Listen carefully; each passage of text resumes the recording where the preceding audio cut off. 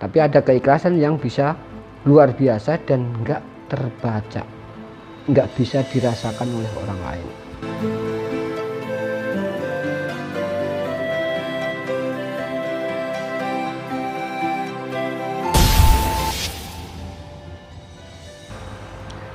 Mendeteksi diri tentang tulus dan ikhlas.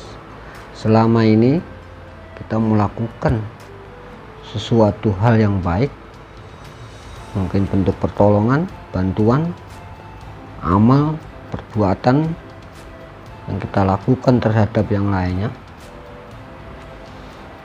itu kita merasakan di dalam diri, ya Allah, saya tulus ikhlas lillahi ta'ala.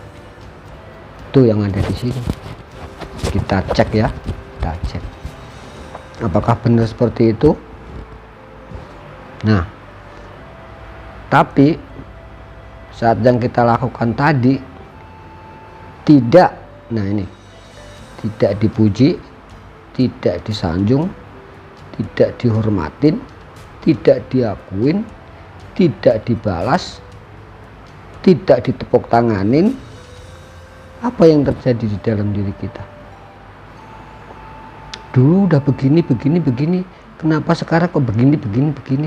Ya enggak? Pasti itu ya dari sini, sehingga terjadi kecewa. Nah, itu keikhlasannya perlu dipertanyakan. Ikhlasnya karena apa nih? Tulusnya karena apa nih? Waktu awal iya lillahi ta'ala, tapi di sini ketahuan bahwa ikhlas tulus kita itu memang karena itu tadi, penghormatan tadi.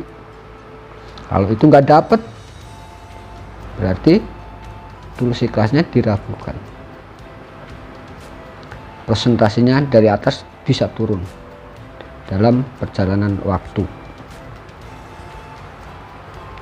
Nah, ada kalau yang keikhlasan ini bisa terbaca seseorang ikhlasnya sampai di mana, karena bersama rata-rata manusia seperti itu, masih manusiawi, dan ini fitrah manusia yang masih menginginkan pujian-pujian tadi. Bisa dirasakan, saya bisa merasakan keikhlasannya sampai di mana, untuk standar ya. Tapi ada keikhlasan yang bisa luar biasa dan nggak terbaca, nggak bisa dirasakan oleh orang lain.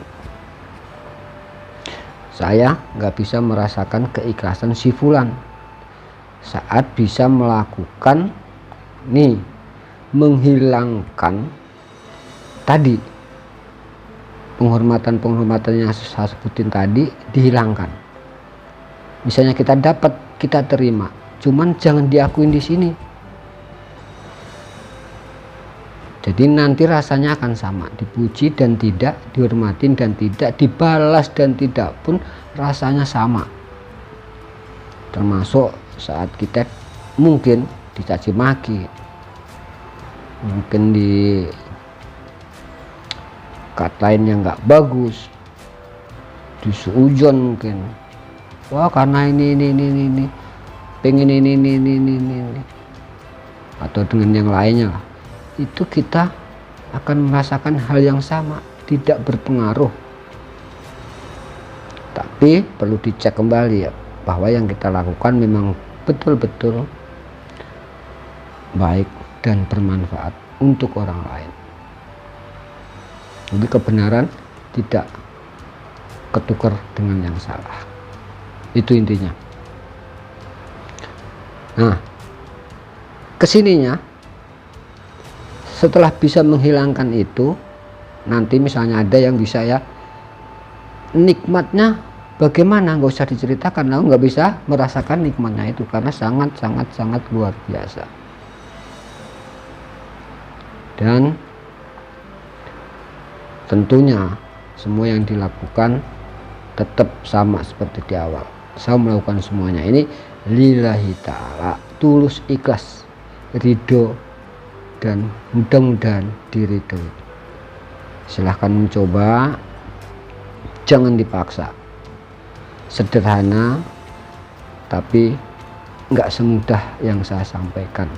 Sama-sama belajar. Terima kasih.